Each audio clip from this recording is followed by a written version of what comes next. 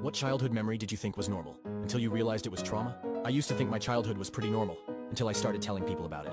When I was a kid, I thought I was the luckiest kid in the world, because every time my dad picked me up from school, he bought me a bag of chips. What I didn't realize? He only did that after leaving me alone in the car for 3 hours, while he drank at the bar. I used to brag about how I could sleep for 24 hours straight.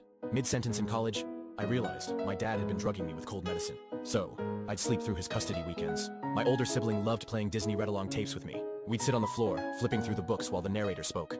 It wasn't until years later that I understood. Those tapes weren't just for fun. They were drowning out the sound of our parents screaming at each other downstairs. And then there was the food.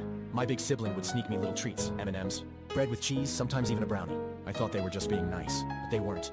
They were stealing food from me, because we weren't being fed. I only realized how bad it was when I mentioned it in passing to a friend. They went silent, their face twisted in horror, and suddenly it hit me. None of this was normal. It was never normal.